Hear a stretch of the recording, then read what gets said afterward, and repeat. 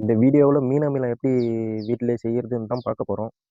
மீன் அமிலம் செய்யறதுக்கு தேவையான பொருட்கள் பார்த்தீங்கன்னாக்கா, மீன் கழிவு எடுத்துக்கோங்க. அப்புறம் நாட்டு சர்க்கரை இல்லைன்னா வெல்லம் சேர்த்துக்கோங்க.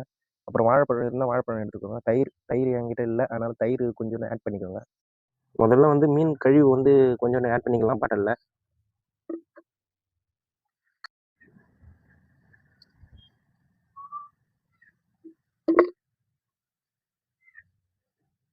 மீன் கழிவு கொஞ்சோண்டு போட்டுக்கோங்க.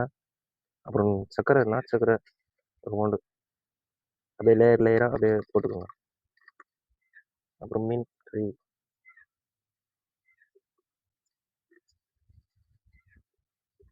வாழைப்பழத்தை வந்து தோல் உரித்து சேர்த்துக்கோங்க.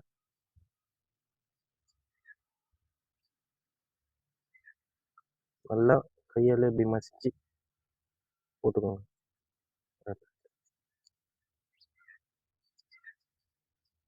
அப்புறம் மீன் கழிவு கொஞ்சம்,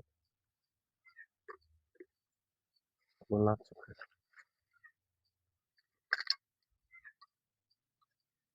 மீன் கழுவி அது லேயர் லேயராக போட்டிங்கன்னா தான் நல்லா இருக்கும்.